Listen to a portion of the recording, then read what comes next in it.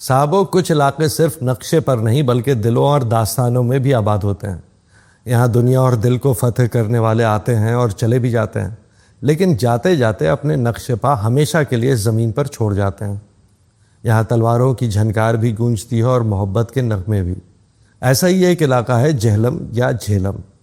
کہتے ہیں کہ یہ سنسکرت کے جل یعنی پانی اور ہم یعنی برف کا مرکب ہے، گویا برف کا پانی۔ جہلم یا جھیلم ایک دریا کا نام ہے جس کے کنارے آباد علاقہ بھی اسی نام سے جانا جاتا ہے۔ ایک اور قصہ بڑا دلچسپ ہے۔ کہتے ہیں جب دارائے اعظم فتوحات کے جھنڈے گاڑتا ہوا یہاں پہنچا تو اس نے اسی دریا کے کنارے اپنا علم بلند کیا اور جگہ کا نام رکھ دیا جائے علم، یعنی جھنڈے کی جگہ۔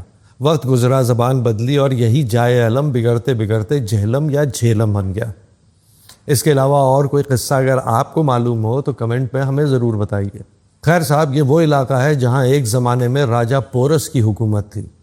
راجہ پورس کے اپنے ماموزاد اور تکشلا کے حکمران امبھی کمار سے معاندانہ تعلقات تھے، کیونکہ پورس نے اپنے ماموں امبھی راج کو ہلاک کروا دیا تھا۔ اب جب سکندر دنیا فتح کرنے نکلا اور اس طرف کا رخ کیا تو امبھی کمار نے سکندر کے آگے دیدہ و دل فرش راہ اس امید پر کر دیے کہ یونانی فوج کے بل بوتے پر پورس کو چھٹی کا دودھ یاد دلا دے گا۔ مگر پورس بھی مٹی کا شیر نہیں، غیرت کا پہاڑ تھا۔ اس نے اطاعت سے صاف انکار کر دیا، جس کا نتیجہ تھا 326 قبل مسیح کا وہ تاریخی معرکہ جس نے سکندر اور پورس کی کہانی کو ہر دل پر نقش کر دیا۔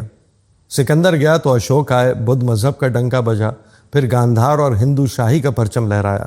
محمود غزنوی آئے، غوری آئے اور پھر شیر شاہ سوری نے یہاں آ کر وہ قلعہ روہتاس کھڑا کیا کہ دیکھنے والے حیران رہ گئے۔ اس کے بعد مغل اور پھر انگریز اس علاقے پر قابض ہو گئے۔ یہ مٹی صرف تلواروں کی جھنکار سے نہیں گونجی، محبت اور عبادت کی خوشبو نے بھی اسے معطر کیا ہے۔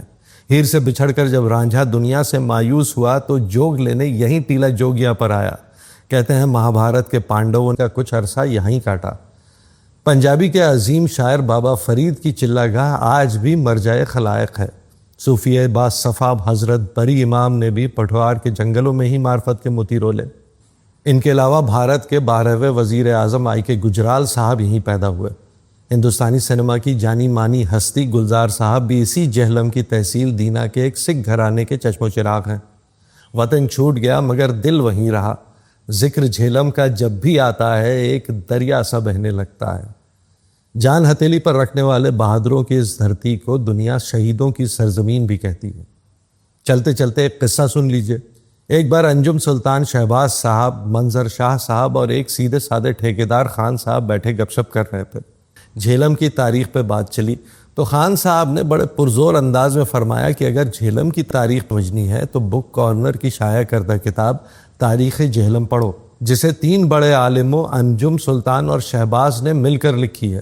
ان کی بات پر منظر شاہ صاحب مسکرائے اور بولے، خان صاحب، یہ جو آپ کے برابر میں تشریف فرما ہے یہی انجم سلطان شہباز ہیں اور یہ کارنامہ اکیلے انہی کا ہے، 3 الگ الگ لوگوں کا نہیں ہے۔ خان صاحب پہلے تو ذرا حیران ہوئے، پھر سنبھل کر بولے، ہاں ٹھیک ہے لیکن کام انہوں نے 3 آدمیوں کا ہی کیا ہے۔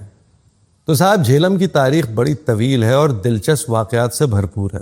اگر آپ کو بھی کوئی دلچسپ قصہ یاد ہو تو ہمیں ضرور سنائیے، اور اگر ریڈیو اردو کو اب بھی سبسکرائب یا فالو نہیں کیا ہے تو وہ بھی کر لیجئے۔ ہم یوٹیوب، انسٹاگرام اور فیس بک کے علاوہ اسپاٹیفائی اور آڈیبل پر بھی موجود ہیں۔